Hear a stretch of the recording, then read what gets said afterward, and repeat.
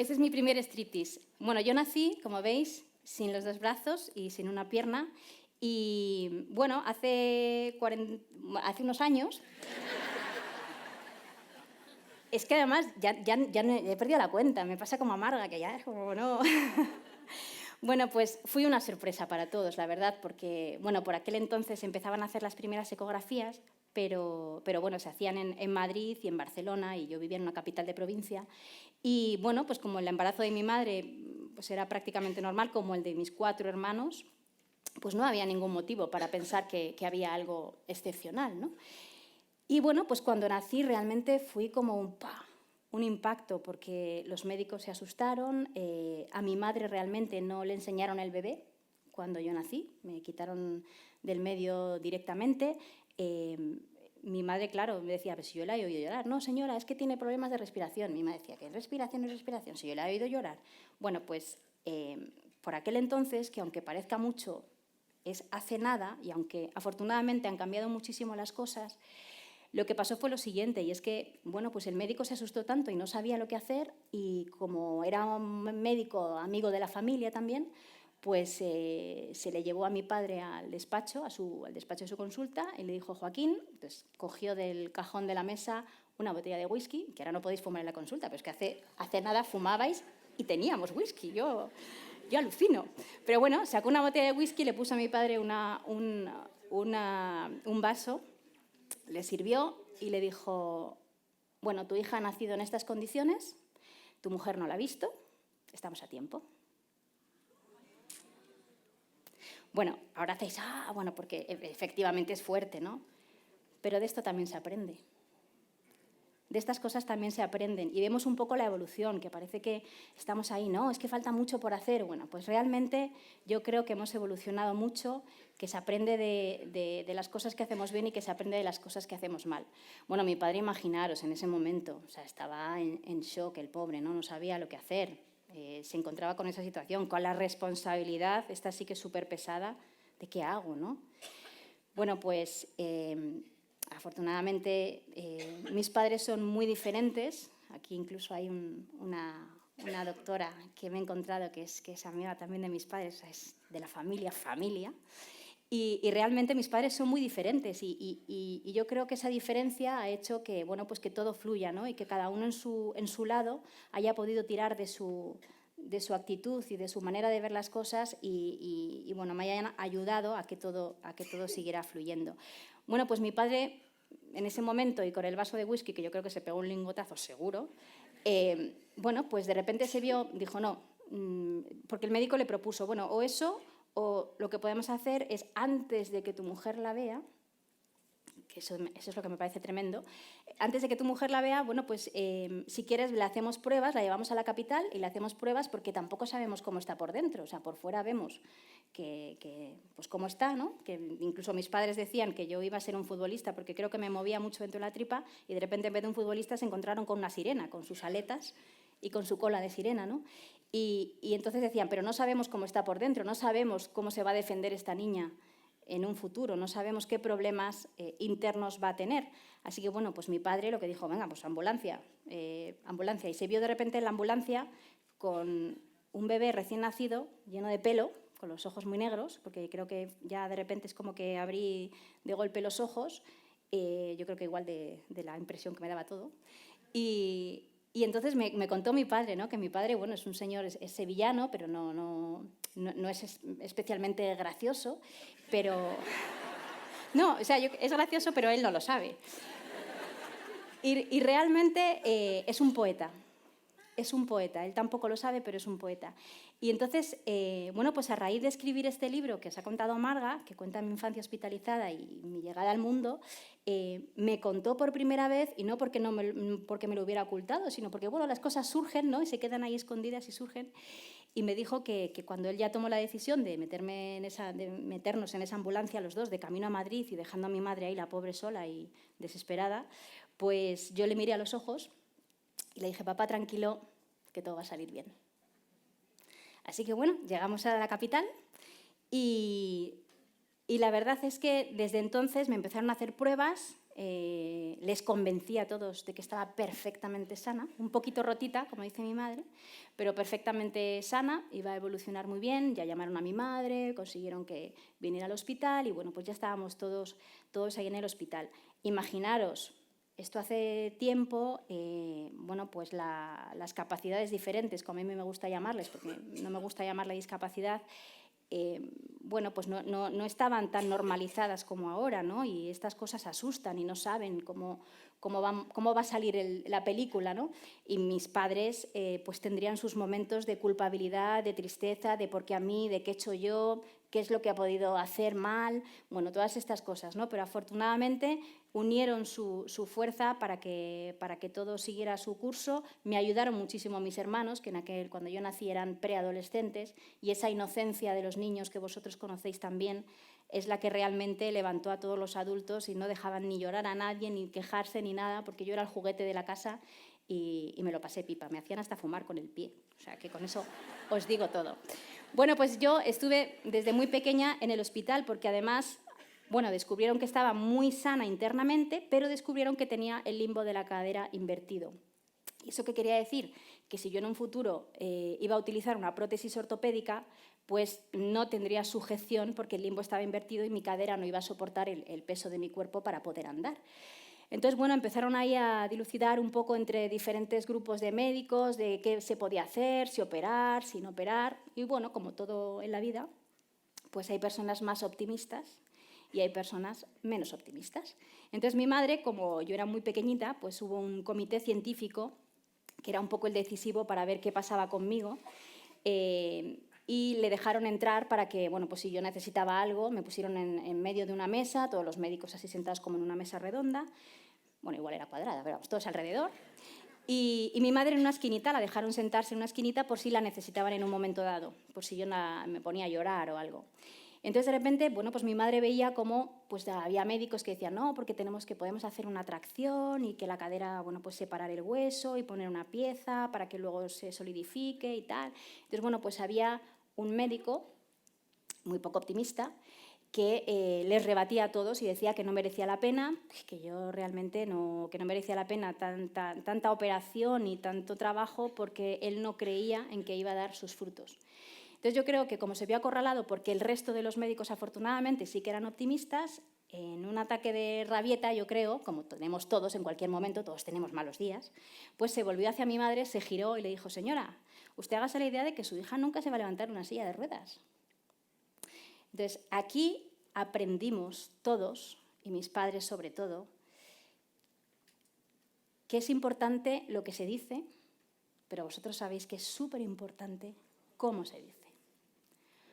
Porque esa misma frase, a lo mejor dicha de otra manera, podía haber sido una visión diferente, pero fue como, yo creo que el pobre se vio acorralado y fue lo que dijo, ¿no? Realmente mis padres lo pasaron fatal porque para mi madre, imaginaros, fue un mazazo. O sea, después de que ya ven que estoy sana, que no sé qué, que no sé cuántos, y de repente hay un médico que le hace ¡fas! A mí me encantaría ver a ese médico, no por nada, porque no le guardo ningún rencor, porque yo creo que gracias a él mis padres se levantaron muchísimo más y mi padre empezó, que os he dicho que es sevillano, no tenía ni papa de inglés, y empezó a escribir cartas en inglés a Houston, que me encanta. Digo, papá, ¿y esas cartas no las guardas, por favor? No, claro, no había fotocopias. Porque digo, es que me encantaría ver qué ponías, porque no tenía ni idea de inglés el pobre. Bueno, pues escribía para ver qué prótesis había, qué prótesis yo podría utilizar. Mi madre, por otro lado, con toda la normalidad y su alegría, estaba conmigo. Es decir, cada uno se ocupó de diferentes cosas y sobre todo a raíz de este diagnóstico, ¿no? Y de este momento así de tensión que hubo en aquel comité. Bueno, pues afortunadamente, y os decía, me encantaría conocerle, o sea, me encantaría que me viera ahora, porque bueno, hoy he venido modestita, pero normalmente llevo tacones. Si a mí me ve este hombre con 15 años subida en un bafle de una discoteca bailando, ahí sí que da el infarto. Entonces, me encantaría que me hubiera visto o que me ve, no sé si todavía vive, pero realmente me encantaría porque yo creo que él se daría cuenta enseguida, ¿no? de que bueno, que muy pocas cosas en esta vida no son posibles y que lo bonito es ser optimista y probar y aprender. Incluso si aquello no sale, seguro que aprendes de los errores y no pierdes nada, en realidad, ¿no? Das una oportunidad y no te quedas en la limitación. Bueno, pues después de de la operación yo estuve muchísimo tiempo, pues mis 2 primeros años prácticamente me los pasaba en el hospital. Y bueno, pues ahí, como veis, la pulguita encima de mi padre, el poeta sevillano. Esta es mi madre, que se llama Lali, que como veis tiene una sonrisa preciosa también. Y bueno, esta fue mi primera pierna ortopédica de pata de palo, que afortunadamente también ha evolucionado la ortopedia, por favor, porque como decía antes Dolors, ¿no? Bueno, es que las impresoras 3D también sabéis que hacen prótesis impresionantes, así que bueno, todo va evolucionando, ¿no? Pero bueno, a mí me encantaba esa pata chula, yo la amaba la pata chula, y bueno, como veis, ¿vale? No tenía brazos, no tenía piernas, pero he sido una niña inmensamente feliz. Y a día de hoy soy una mujer, lo puedo decir bien alto y con todas las letras, soy completamente feliz. ¿Por qué? Porque veo todo lo que tengo y soy agradecidísima. O sea, me encanta lo que hago, me encanta mi familia. Que muchas veces decimos, vale, sí, lo que antes decíamos, pero tienes suerte porque tu familia está ahí. Bueno, pero es que mi familia no es perfecta. Pero aún así, es mi familia y la quiero. Hay momentos en el trabajo, en el periodismo, antes de entrar en la fundación, que he tenido etapas de mi vida que realmente no hacía lo que me gustaba, pero he aprendido muchísimo. Entonces, no es que cuando yo digo que soy feliz es porque soy flower power y todo me parece perfecto y he tenido la mayor suerte del mundo. No, es porque realmente creo que sí que tengo suerte de tener la capacidad de ver lo bueno de todas las cosas. Y os aseguro que todas, o al menos por ahora de casi todas.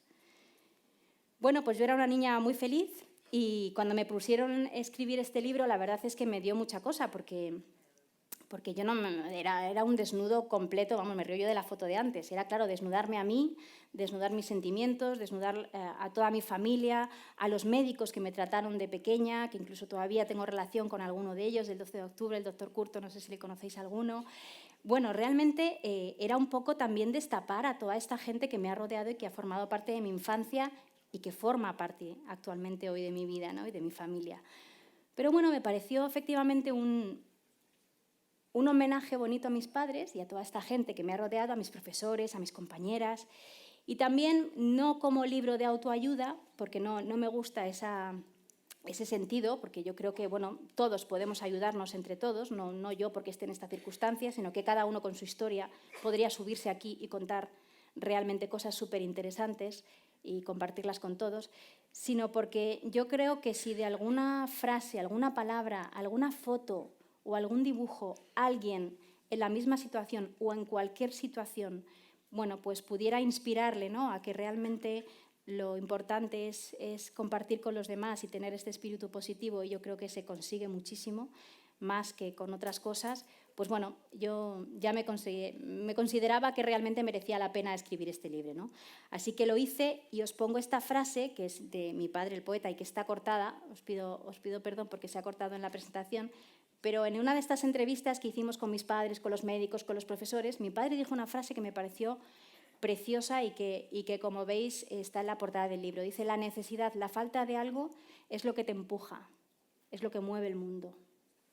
Así que no nos quejemos de las cosas que nos faltan, porque realmente esas cosas nos ayudan a levantarnos, a avanzar, a aprender, y porque además hay diferentes maneras de hacer las cosas. A veces nos encasillamos las etiquetas o las normas. A ver, las normas hay que cumplirlas, pero también hay que incumplirlas cuando realmente la lógica está ahí.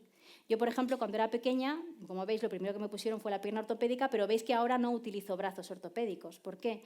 Porque cuando yo era pequeña, las prótesis eran realmente pesadas.